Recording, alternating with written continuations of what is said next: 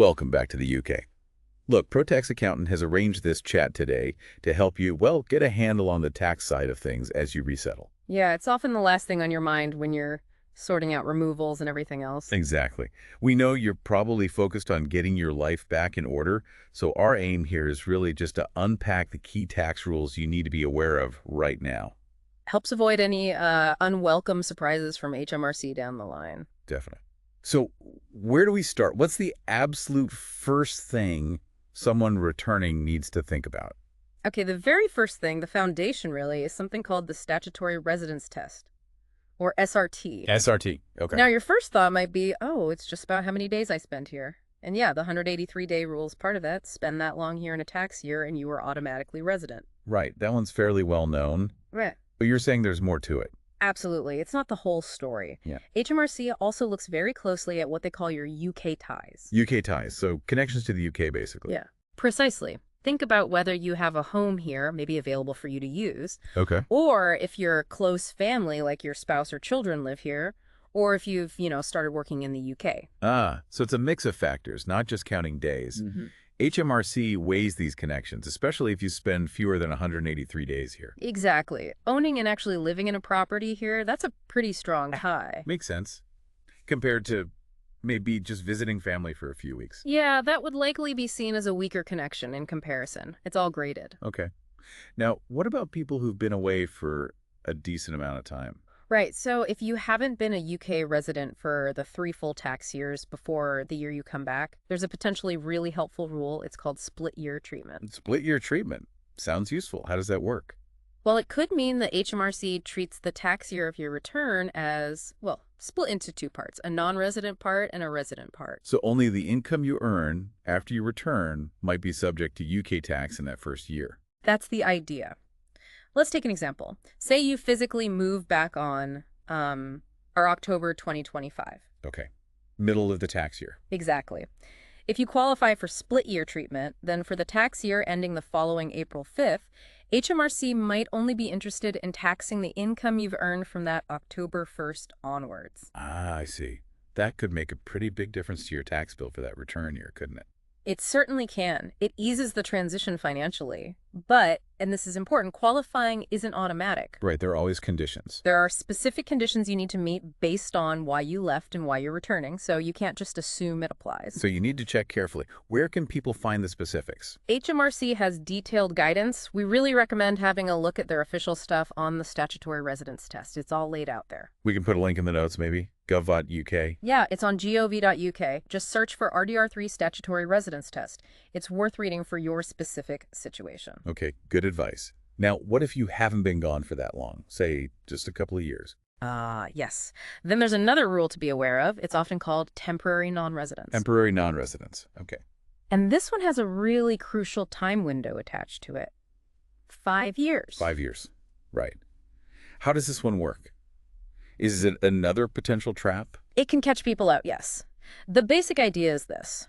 If you were a UK resident for a significant period before you left specifically, for at least 4 out of the 7 tax years before your year of departure. Okay, so you were pretty established here before leaving. Exactly. And then you return to the UK within 5 full tax years of leaving. Within 5 years, got it. Then certain types of income, and importantly, capital gains you realize while you were non-resident could actually become taxable in the UK in the year you return. Whoa, hang on. So income or gains made while you were living abroad and non-resident could be taxed here when you come back. Potentially, yes, under these specific rules. Okay, this sounds like that gotcha we mentioned. Well, let's use an example. Nigel. He sold his holiday home in Spain back in, say, 2023. Made a profit. He was definitely non-resident then. Right. And he probably thought, great, that's Spanish tax dealt with, nothing to do with the UK. A very common assumption. What? But let's say Nigel returns to the UK in April 2025. Now, you need to count the full tax years he was away. If his return in April 2025 means he was non-resident for less than 5 full tax years. Which it likely would if he left in, say, 2021 or 2022. Precisely. Then that £50,000 profit he made on the Spanish property back in 2023 could indeed be subject to UK capital gains tax. Blimey. When would he pay tax on it? It would be taxed in the tax year he returns and becomes UK resident again. So in this case, the 2025-26 tax year. And the rate? That would depend on his total UK income in that year. Yeah. If he's a basic rate taxpayer, it'd likely be 18% on residential property gains. If he's a higher or additional rate taxpayer, it'd be 24%. Wow. Okay. So even though the sale happened years ago while he was abroad, the timing of his return is key. It pulls that gain back into the UK net. That's the effect of the temporary non-residence rules, yes. This really, really highlights why keeping good records while you're overseas is just vital, doesn't it? Absolutely crucial. What kind of records? Well, dates of transactions, the amounts involved, any paperwork for buying or selling assets. Like the completion statement for that Spanish place. Exactly. And very importantly, any evidence of tax you might have already paid on that income or gain in the other country. Because that might help later. It might, yes. We'll come back to double taxation, but good records are your absolute baseline. Okay. So we've covered residence, split year, temporary non-residence.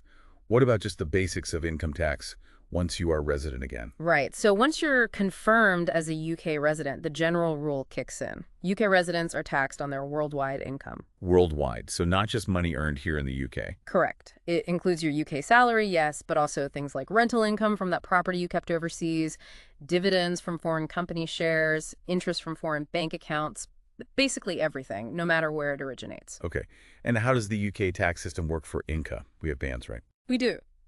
For the upcoming 2025-26 tax year, assuming no major changes, the first chunk of your income, up to £12,570, is usually tax-free. That's your personal allowance. The bit everyone gets before tax starts. Generally, yes. Then, income from £12,571 up to £50,270 falls into the basic rate band, taxed at 20%. 80%. Okay. Above that, from £50,271 up to £125,140, you're in the higher rate band, and the tax rate jumps to 40%. 40%. Quite a leap. It is. And then for income over £125,140, that's the additional rate, taxed at 45%. 45%. And isn't there something about the personal allowance for high earners? Ah, yes, good point.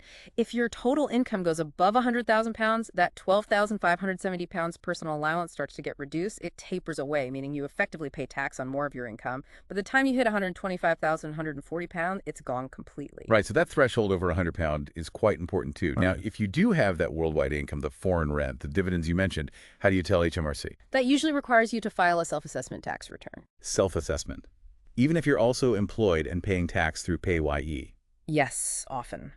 If you have untaxed income, especially foreign income or more complex affairs, self-assessment is typically the way HMRC needs you to declare it. Okay, and what about paying tax twice? If you've already paid tax on that foreign rental income in, say, France. Ah, that's where double taxation agreements or DTAs come in. This is really important. DTAs. Sounds complex. They can be, but the principle is simple.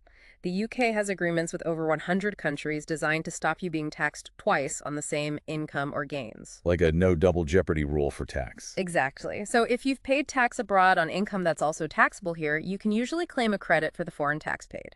This is called foreign tax credit relief. And how do you claim that? You normally claim it on your self-assessment return. There's a specific section, the foreign pages, often known by the form number SA-106, where you detail the foreign income and the foreign tax paid. Okay, SA-106. Good to know. Let's maybe use another example. Fiona. She moved back from Singapore in, let's say, July 2024. She hadn't been UK resident for maybe 5 years before that. Okay, so she likely qualifies for that split year treatment we talked about for the 2024-25 tax year. Meaning only her UK income from July 2024 onwards was taxed here in that first year. Probably, yes, depending on meeting the specific conditions for split year. But now, for the current tax year, 2025-26, she's fully UK resident again. Correct. So for this full tax year, her entire worldwide income is potentially subject to UK tax. Any ongoing income from Singapore plus her UK earnings. Right. And let's say back in 2023, while in Singapore, she sold some shares she held there and made a £10,000 profit. Yeah. How does that temporary non-residence rule affect her? Okay, she returned in July 2024. We need to see if that falls within 5 full tax years of her leaving. If it does, Which it likely would if she left 5 years prior. then yes, that £10,000 capital gain she made in Singapore back in 2023 could well be subject to UK capital gains tax in this current 2025-26 tax year. So she needs to report it on her self-assessment. She does. But here's where the DTA comes in again if she paid any tax on that gain in Singapore. Which she might have done. She should be able to claim a foreign tax credit for that Singaporean tax paid against her UK capital gains tax liability on the same gain. Ah, so the DTA helps reduce the UK bill. It offsets the foreign tax. Exactly. It Uh-huh. prevents the double hit. So it's crucial to know what's taxable and how relief like DTAs work. Okay, that makes sense. It's about the interaction of these rules. Yeah. Now, shifting gear slightly, a really practical step. You land back in the UK, you absolutely must tell HMRC you're here. Oh, definitely. Yeah. This is fundamental. Don't assume they just know. How do you do it if you're starting a job? If you're starting employment, your new employer will usually get you to fill in an employee starter checklist. This gathers the info HMRC needs. And that helps them give you the right tax code for PYE, pay as you earn. Yes. PayYE is how tax is normally taken from your salary. Getting the tax code right from the start is vital. Why is it so vital? What happens if it's wrong? Well, often, if HMRC doesn't have enough information, they put you on an emergency tax code. Emergency tax, that sounds bad. It usually means you pay too much tax initially because it often doesn't give you your tax-free personal allowance. You pay tax from the first pound you earn. Ouch. And is that common? Surprisingly so. Figures from 2024 suggested over 1 million people ended up overpaying tax because of incorrect codes. Wow. Do they get it back? Yes, usually. But it takes time. The average refund was around 783 Tories, apparently. It's much better to avoid overpaying in the first place if you can. Get the starter checklist done accurately. Good tip. What if you're not becoming an employee? Say you're going self-employed or you have that foreign rental income we discussed. Then you'll almost certainly need to register for self-assessment with HMRC. Registering. Is there a deadline for that? Yes. You need to register by the 5th of October following the end of the tax year in which you first needed to file a return. Okay, let's break that down. If I return and start freelancing in August 2025, that's in the 2025-26 tax year. Right, that tax year ends 5th April 2026. So I need to register for self-assessment by 5th October 2026. Correct. And then the deadline for actually filing that tax return online is the following 31st January. So 31st January 2027 in your example. And if you prefer paper returns? The deadline is much earlier, 31st October 2026. Most people file online now, though. Missing deadlines means penalties. Right. Avoid penalties. Mm-hmm. Okay, one last area to touch on briefly.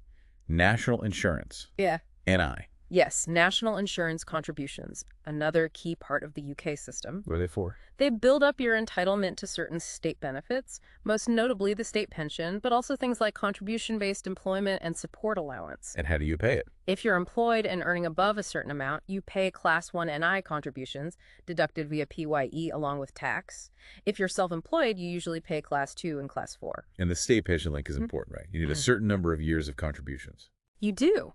To get the full new state pension, which is projected to be around 221 GAMs a week in 2025, you generally need about 35 qualifying years on your national insurance record. 35 years. So if you've been abroad for, say, 10 or 15 years, you might have quite a gap in your record. Exactly.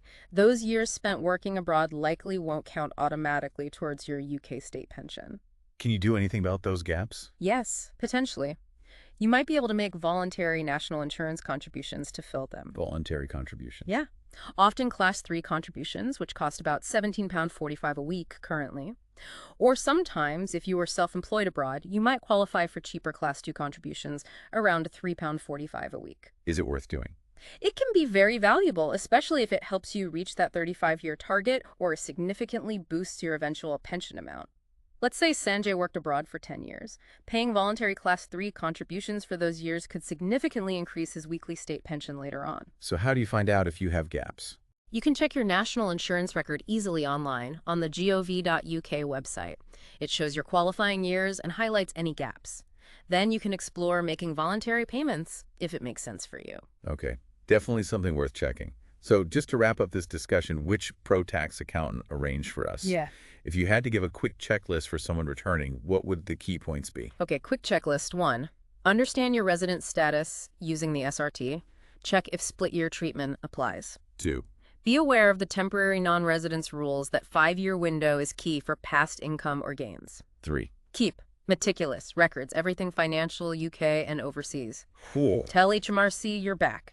Get your tax code right if employed, or register for self-assessment promptly if needed. 5. If you have foreign income or paid foreign tax, look into double taxation agreements and claim relief using SA 106. 6. Check your national insurance record for gaps and consider voluntary contributions for your pension. And maybe a final point 7? Absolutely. Given how complex this can all get, especially with international elements, getting professional tax advice tailored specifically to your situation is almost always a really, really sensible investment. Sound advice. Well, we hope this initial overview, arranged by ProTax Accountant, is giving you a clearer picture of some of the main tax things to think about as you return to the UK. Hopefully it's a helpful starting point. For more detailed advice, specifically for your circumstances, please do reach out to the experts at ProTax Accountant. They can help you navigate all of this properly.